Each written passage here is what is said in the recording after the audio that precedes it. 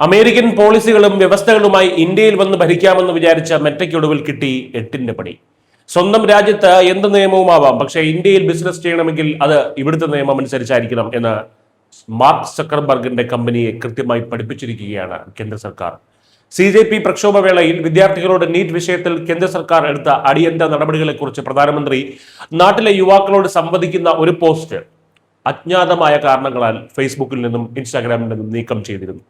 ഇതിൽ IT കാര്യങ്ങൾക്കായിട്ടുള്ള parliamentary standing committee ശക്തമായി ഇടപെടുകയും ഈ അഹങ്കാരത്തിന് മെറ്റ ഉടനടി മാപ്പ് പറയണമെന്ന് ആവശ്യപ്പെടുകയും ചെയ്തു.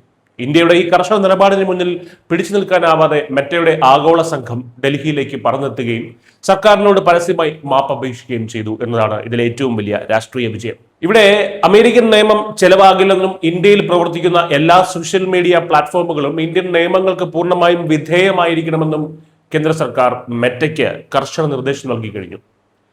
MP അനൂപ് സഞ്ജയ് ധോത്രയാണ് മെറ്റ മാപ്പ് പറഞ്ഞ കാര്യം ഔദ്യോഗികമായി സ്ഥിരീകരിച്ചത്. വെറും ഫേസ്ബുക്കിൽ മാത്രമല്ല, വരും ദിവസങ്ങളിൽ നടക്കുന്ന യോഗങ്ങളിൽ വാട്സപ്പുമായി ബന്ധപ്പെട്ട നിർണായക വിവരങ്ങളിലും സർക്കാർ പിടിമുറുക്കാൻ പോവുകയാണ്. അഭിപ്രായ സ്വാതന്ത്ര്യം എന്നൊക്കെ പറഞ്ഞ് എന്തും ചെയ്യാമെന്ന് ഈ വിദേശ കുത്തകകൾ ഇനി കരുതണ്ട. വികസിത് ഭാരത് എന്ന ലക്ഷ്യത്തിലേക്ക് നമ്മൾ കുതിക്കുമ്പോൾ സൈബർ സുരക്ഷയും ഡിജിറ്റൽ പരമാധികാരവുമാണ് നമുക്ക് ഏറ്റവും വലുത്. ഈ ടെക് ഭീമന്മാർ നമ്മുടെ ജനങ്ങളുടെ ഡാറ്റ വെച്ച് ഇവിടെ ബിസിനസ് ചെയ്ത് ലാഭമുണ്ടാക്കുമ്പോൾ ഇന്ത്യയുടെ പരമാധികാരത്തെ ചോദ്യം ചെയ്യാൻ അവരെ ഒരിക്കലും അനുവദിക്കില്ല എന്ന ശക്തമായിട്ടുള്ള സന്ദേശമാണ് ഇതിലൂടെ കേന്ദ്ര സർക്കാർ നൽകുന്നത്. ചുരുക്കത്തിൽ ഇന്ത്യയെ തങ്ങളുടെ ഡിജിറ്റൽ കോളനിയാക്കി മാറ്റാമെന്ന പാശ്ചാത്യ മുതലാളിമാരുടെ വ്യാമോഹം തന്നെയാണ് ഇതോടെ അവസാനിക്കുന്നത്. ഡിജിറ്റൽ സിസ്റ്റം വരണം.